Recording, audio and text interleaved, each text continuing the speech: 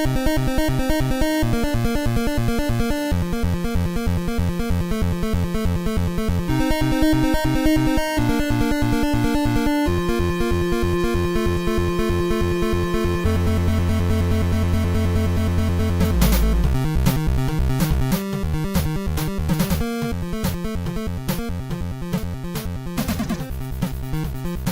to the Eagle Flyer Podcast. I'm your host, Eagle Flyer Cal, and today we're going to be talking about things that I think Nintendo needs to do going forward and things I think they should not do going forward. So today we're going to start off with the things I think that Nintendo needs to do going forward. Just keep in mind that these really aren't in any particular order, but this first one is actually really important. So the first one that I have on my list for the things that Nintendo needs to do going forward is they need to revive their older franchises. So in other words, they need to really open up their gaming catalog. They need to bring back those older franchises. Now, this is really important in my opinion, just because, we don't have a lot of third-party support on the Wii U, so we're not really going to get, the same variety in games as, say, the other platforms. We're not really going to get all those really good multiplats. I think people kind of understand that when they buy the Wii U that they're not going to get all the third-party games. That being said, I think it's very important for Nintendo to establish a full Nintendo experience on the platform. That way, it kind of counteracts the fact that there's not a ton of third-party support, because Nintendo's franchises, let's face it, they're extremely iconic. They're some of the best in the industry. And, they just make the legacy of the console, just better. People still talk about games from the GameCube and Nintendo 64 and the NES and the SNES. If you think about Nintendo's platforms, they're always defined by Nintendo's games. So I think it's always, important for Nintendo to make sure that they do their part in supporting the Wii U to the fullest. And I think that they need to go and revive these older franchises, not just for the sake of the Wii U's legacy, but I think they owe it to the fans. Nintendo, they kind of came out and they said, this is going to be the console for you. This is going to be the console that's going to have, third-party support. And it's going to have great Nintendo games. It's going to be for the hardcore. And, that's great and all, but we didn't get third-party support, and that might not be Nintendo's fault. But at the end of the day, it's their responsibility to give us games for this platform. And if that means bringing out games that might not sell as well as the other games like Mario and Zelda, so be it. They have to. It's their responsibility. In my opinion, I think that is what they have to do. Now, I also understand that there is a part of the fan base that is against bringing back some of these older games. And, I kind of see what they're saying, but at the same time, I don't. And their primary argument is based on sales. Now, if you're someone who is against bringing these games to the Wii U, you bash people that want these games, just listen to what I have to say. So as a fan base, we all love Nintendo. We want to see Nintendo succeed. We love their consoles. We love their games. But the way we want them to succeed is completely different. Now, you guys, you want to see them succeed while being safe. For us, the ones that want these games, we want to see Nintendo succeed by doing the things that won us over to begin with. We want to see them make great games. We want to see them make games that aren't just, Mario and Zelda. We want to see them make these older franchises new again. And, to bring up sales at this point is really irrelevant because the sales data is so old. We don't know how much the popularity has either grown or dropped over time.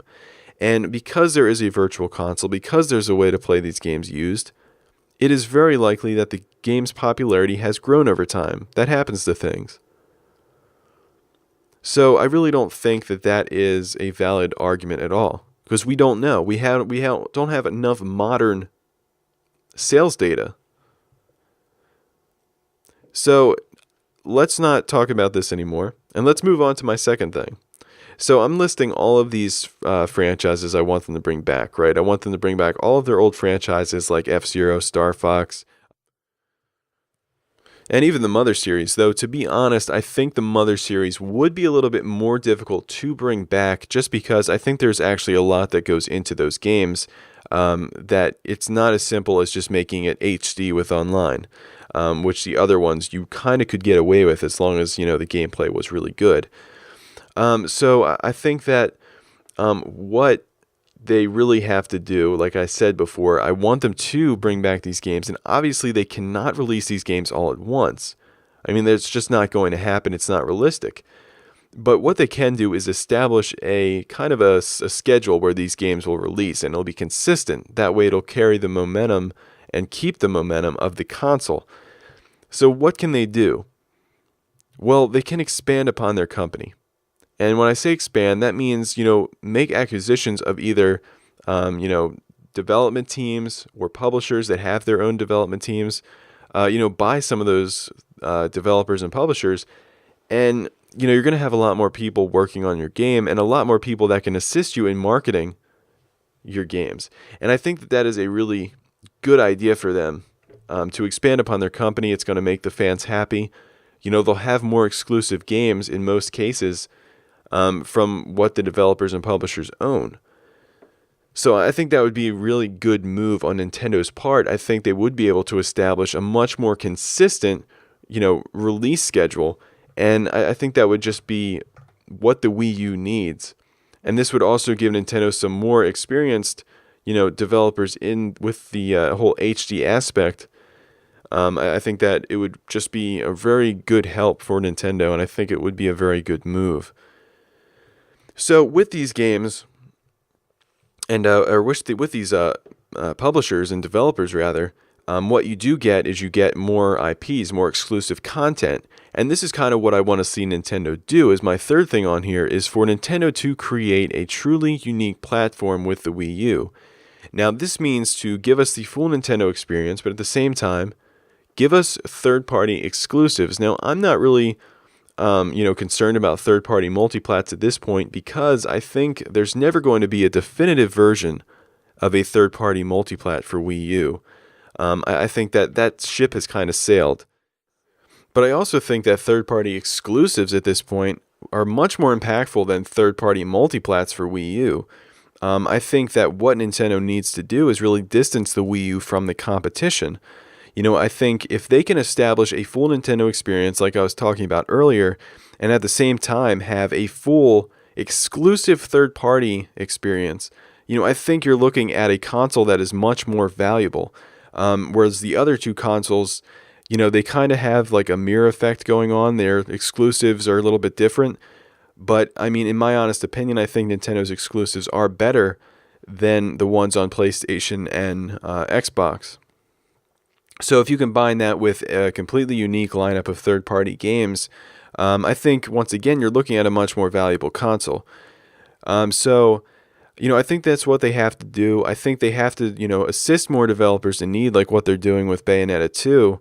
I think that is a really good move, and I think they have to do this on a consistent basis, though. I think, if Bayonetta 2 is anything less than a start, it's really not that, impactful. I think they need to just continue to do that. They need to continue to support these developers in need.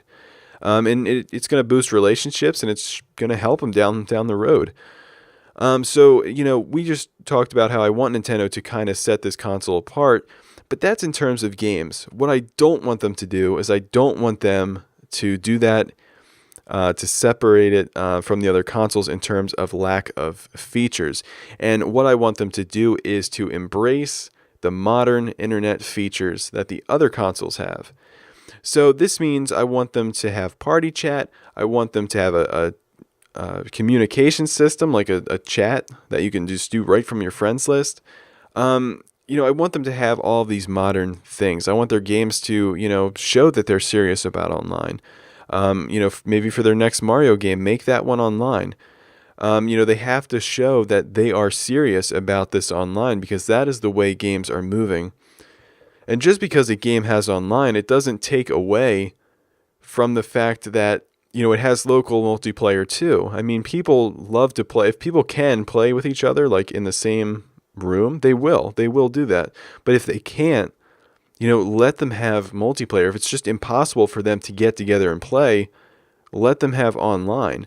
I mean, I think 9 times out of 10, if you live near a friend and you want to play, Super Smash Bros. With them, well, that's a terrible example because Brawls Online is awful. But, 9 times out of 10, I think you're going to want to go over to your friend's house, order a pizza and play some Smash Bros.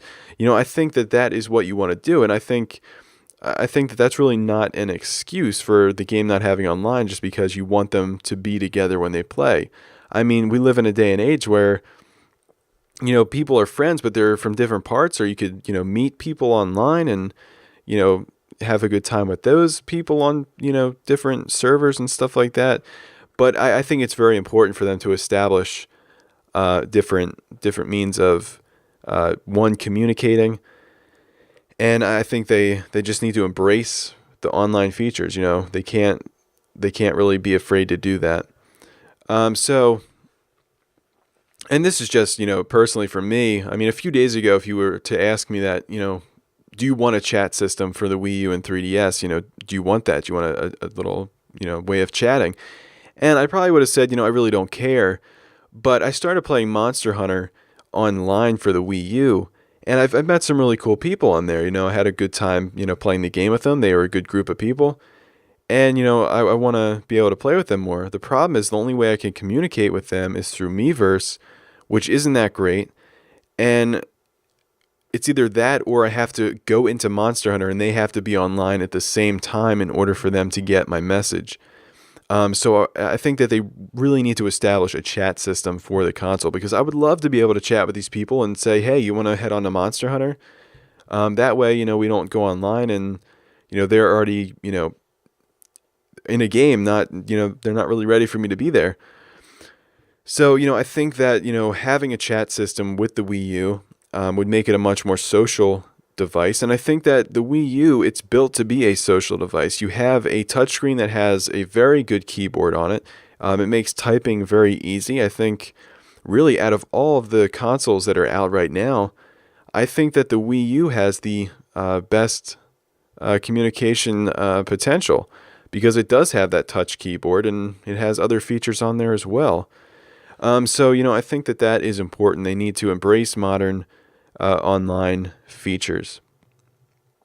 So, what else do I want Nintendo to do here? What do I want? Okay. This kind of list is kind of broken up, so these don't really branch into each other as much. But what I want to see Nintendo do is I want to see them, be bold. I want to see them, make some crazy announcements. I want to see them, at a Nintendo Direct, I want them to say, hey, you know what? Smash Bros. Is out right now on the eShop. Go pick it up. I mean, I just want them, I know that's never going to happen, but can you imagine if it did? Because there's already kind of hype surrounding Smash Bros. Just from every picture that they release. But I think the shock of the game just being on the eShop, I think that would make the sales just start climbing up. I think it would be really cool if they did that. I'd like to see them, expand upon the Virtual Console. I would love to see them, bring in some of their older consoles, and they want them to see a much more stronger support for games to be on the Virtual Console as well. I want them to really expand upon that. I really want them to, kind of give us like a Netflix-like thing, maybe a monthly fee, like $8 or something, and you have access to any Nintendo game during that month. I think that would be really cool. I would like to see them, just make it so, this is a console where you can play, any of those retro games. I think that would be huge. Once again, that is contributing to, a unique platform. There isn't another gaming company that has, a huge gaming catalog like Nintendo. Nintendo has so many consoles and so many different platforms where they literally, probably have hundreds of games that they could release on the Virtual Console. I think that would be huge for Nintendo to do that. I would like to see them expand upon the digital promotion as well. Now, the digital promotion, it would give you 10% back in points when you buy stuff on the eShop. So if you buy like a $59 game, you get 599 points. 500 points equals, I think, $5. So you would get, essentially $6 back if you bought a $60 game. And I would love to see them expand upon that, make that more, accessible, make it more impactful for buying, bigger games. I think that would be really awesome. I think more people would buy on the eShop if they did that. I would like to see, Nintendo bundle a GameCube controller with Smash Bros. I would love to see them bundle a Wii U Pro GameCube controller with analog triggers in Smash Bros. This goes back to the Virtual Console. Some GameCube games need analog triggers. This would not only give the Smash players their fight stick, essentially, but it would also make it easier for them to, open up the GameCube games on the Virtual Console, because then now they have an option, and most people are going to buy Smash Brothers anyway. I think that would be really good. I think that would be a really cool way of showing the competitive Smash Bros. Players that, hey, we want you on our console. We want you to continue to play the way that you play. I think that would be really a really cool move. It's not essential, and this one's probably more or less the least important, but I think it's a nice touch. I think that is a really nice touch, and I think, it's understandable. There's much more bigger problems than not having a GameCube controller. But I think it would be a really nice gesture for them to do that. All right, so, one last thing that I want to see them do. I want Nintendo to be more approachable. And this means I want to see Reggie Fils-Aimé, Satoru Iwata, and really just mainly those two. I would love to see them open up Twitter accounts. I want to be able to interact with them. I want the fans to be able to interact with them. I want Nintendo to listen to their fans. And it's very odd, because I think out of all the companies, Nintendo is kind of the most personal with its fans. But if you think about it, they're really not. Like with all the Nintendo Directs and everything, you kind of think about all of these Nintendo people as like they're very close to the fan base. But what they need to do is they really need to open up personal Twitter accounts. That way they can really listen to fans. And, I think that that's something Sony does so well. You can contact, Shuei, and you can, I've talked to him before. I've not really talked to him, but, I've made comments to him and he responds. I think that is key. Even if they're kind of just, BSing you about some things that they're saying, I think that is, a really good way of kind of making your fan base, feel like they're reaching out to you and feeling like they're reaching you. So I think that is a really important move. I think they need to embrace the social media. And, I think that they need to, just kind of embrace Twitter in general. So I think that is pretty much everything that I have about what they need to do. So let's get started on things that I don't think they should do. Now, just keep in mind that some of these things on this list I actually wrote on here right after Nintendo's annual sales forecast. So I was kind of responding to the media with some of the things that I'm saying. But just once again, these things are not something that I think are going to happen. In fact, I know they're not going to happen. But I really just want to kind of respond to the different people in the media about, some of these suggestions and why, they're just kind of stupid. So the first one I have on here, it's going to be the first two that are not going to happen. Do not scrap the Wii U. Now, this should be pretty simple to understand. If they get rid of the Wii U now, they're going to lose a ton of trust. The console's only a year old. It's really not necessary. It's an extreme move. It would be unnecessary. It would pretty much ensure the fact that they wouldn't be able to make another home console ever again, because they wouldn't have enough trust or enough backing to do so. So it would be a dumb move. They don't need to do it. Let's move on to the second one. And the second one is to not develop games for other platforms. And this one, once again, should be, a no-brainer, because the same people that say that the Wii U has no games are the ones telling Nintendo to develop games for other platforms. Now, this doesn't make any sense, and I'll tell you why. Right now, the primary reason why Nintendo is struggling is because it doesn't have enough first-party games. Nintendo is not able to make the games quickly enough. So, you mean to tell me that the remedy for this problem is to give Nintendo more platforms to develop for? They can't even develop efficiently enough for their own platform, yet you want to add more platforms for Nintendo to develop. And once again, this is an extremely extreme move. I mean, the console's a year old and you want Nintendo to give out their franchises, the thing that makes Nintendo's consoles valuable? It doesn't make any sense. It just doesn't make any sense. They wouldn't do it. They're not going to do it. And once again, it just doesn't make sense. You can't really stress that enough. So let's move on to the third thing I have on here. Don't allow Miyamoto to make decisions that are above his power. So don't let him make business decisions, okay? Let him just do what he does with his games. But when it comes to business, just let Iwata do his thing. I think that's kind of Iwata's problem. He kind of gets kind of, input from other people in the group. And, Miyamoto, he has, he deserves respect and all that, but he's not really a businessman.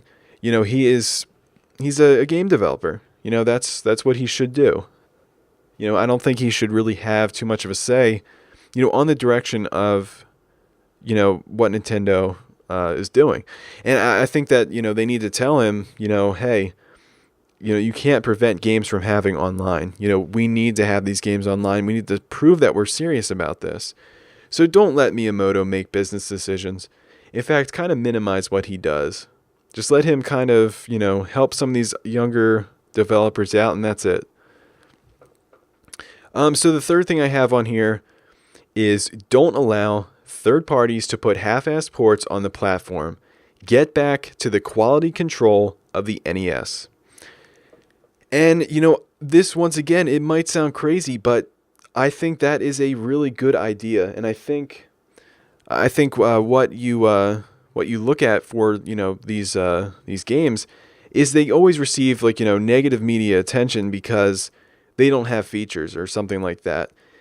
And, I think that ultimately makes the Wii U look bad, even though it has, they have the games on the platform. It makes it look bad when you see articles about missing features, and I think it makes the Wii U look bad. And in my opinion, if it misses a feature or misses features, tell them you can't put the game on the platform. I'm sorry, but we're not going to give this game our seal of approval. You can't put it on our platform. I think that's what they have to do. They have to become, stronger again. And I know that, once again, that kind of seems like that's a, step backward. But, if they're going to half-ass a third-party game, don't put it on the platform at all. I mean, that's just my opinion. And I think they have to establish that. And if they do all the things that I said for them to do in that first list, it won't make a difference. And it'll avoid negative media attention. So the fourth thing I have, or it's not really fourth, that's just the number on here. Actually, yeah, I guess it is fourth. Don't continue to I'm sorry, I'm going crazy. Don't continue to overprice virtual console games. And, once again, if they do what I say, that's fine. But, some of these things, they should be a lot cheaper than they are. They shouldn't, Earthbound I can understand because, we really wanted that game.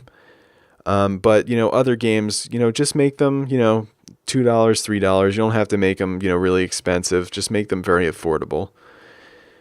I'm not saying $10 isn't affordable, but, it's kind of a steep price for a game that, is like 10 years old. So, just lower the price a little bit, and that should be good.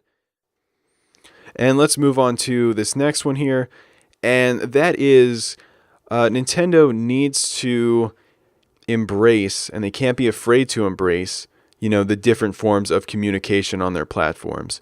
And we all know the situation with Swapnote. There was, kind of like a sexual assault type of thing that involved Swapnote, and afterwards Swapnote went away. They can't be afraid of things like this happening because, believe it or not, things are going to happen regardless if Nintendo has, a chat function on their platform. It's really up to the parents to make sure they know what their kids are doing. They can't be that protective. They have to, accept the fact that, people are going to do bad things. There are bad people out there. But, there's also a lot of good people that they should have these features for. So they really can't let those people ruin it for the people that are actually, going to be legitimate. So we're down to our last thing on here. Hopefully you're still listening. This one, once again, it's pretty general. Don't play safe. Don't play it safe. Be bold, kind of like what I said in that first thing. And, to me, this is a huge thing as well. And I think, it's very disheartening to see Nintendo be so safe with some of their decisions. Because this is essentially a company that, took their business to a graveyard. And that was in the 1980s. They brought their business to North America, which essentially just saw the collapse of a ton of home consoles. The market for home consoles was gone. As far as they were concerned, it was gone.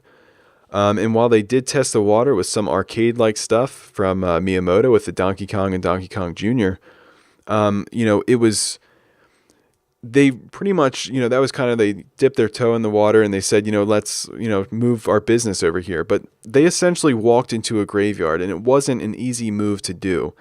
And not only that, but, there are people on that team that told these shop owners, like, hey, shop owners and retailers, like, hey, we'll buy back these consoles if they don't sell.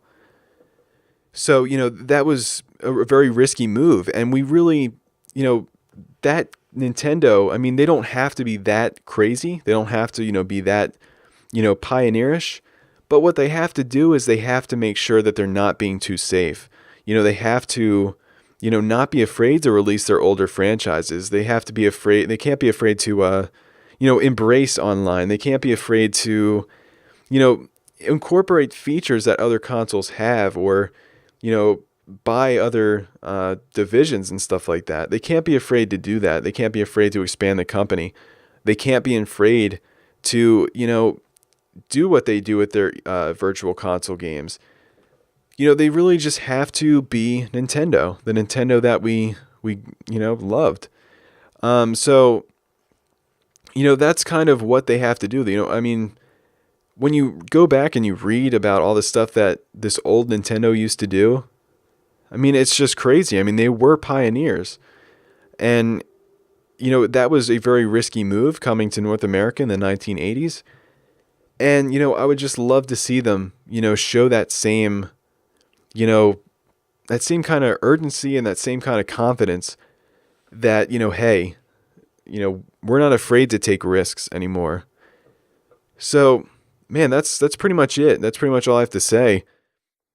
Thank you for listening to the Eagle Flyer Podcast, and you can find me at my website at EagleFlyerPodcast.blogspot.com. You can find me on YouTube at EagleFlyerCal, and the same for Twitter. And you can find some of my articles and stuff I write about on Pretendo.co. You should check that site out. It's pretty sweet. You can just make an account and you can submit your own articles and stuff like that. It's just a Nintendo-focused website. Really cool. And yeah, that's pretty much it. This should be on iTunes at some point. I'm not really sure when. But until next time, Eagle Flyer Cal, out.